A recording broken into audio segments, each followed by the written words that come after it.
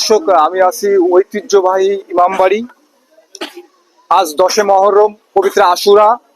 প্রায় 1400 বছর আগে কারবালা প্রাঙ্গণে তাহাজ্জুদ বাহিনীর হাতে শহীদ হন হযরত মুহাম্মদ সাল্লাল্লাহু আলাইহি সাল্লামের দহিদ্র ইমাম হোসেন ও তার পরিবারের কয়েক সদস্য।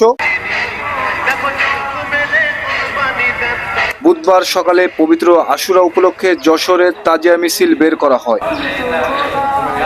কেন্দ্রীয় ঈদগাহ ময়দান থেকে মিছিলটি বেরিয়ে শহরের বিভিন্ন সড়ক প্রদর্শন করে ইমামবাড়ি এসে মিছিলটি শেষ হয়। আজকে হচ্ছে আশুরা, আমাদের আজকের দিন হচ্ছে হযরত মুহাম্মদ সাল্লাল্লাহু আলাইহি সাল্লামের পরিবারকে হচ্ছে আশুরার ময়দানে হত্যা করা হয়েছিল।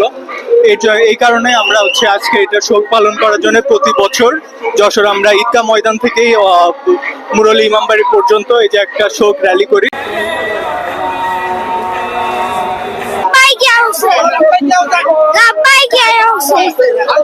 মাওলা হুসাইন, আজকের এই দিনে আমাদের শোক।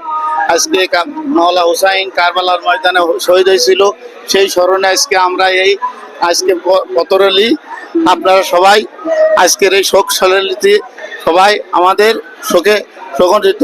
দর্শক, তাজিয়া মিছিল কিন্তু কেন্দ্রীয় ঈদগাহ ময়দান থেকে শুরু হয়ে ইমামবাড়ার উদ্দেশ্যে রওনা দিয়েছে। তো আইন শৃঙ্খলা বাহিনীর কড়া নিরাপত্তার মাঝে আপনারা দেখতে পাচ্ছেন যে মিছিলটি কিন্তু তারা নিয়ে আসছে। তো দেখুন, তাজিয়া ইমাম হোসেন আহাই হোসেনের প্রতিধ্বনিতে কিন্তু সরগরম মুখরিত আইন শৃঙ্খলা বাহিনীর কড়া নিরাপত্তার মাধ্যমে আসছে। দর্শক, যশোর ইমামবাড়ি হাজী মোহাম্মদ মহসিন ইমামবাড়ি থেকে ডেস্ক রিপোর্ট, রকিবুল ইসলাম, প্রতিদিনের কণ্ঠ।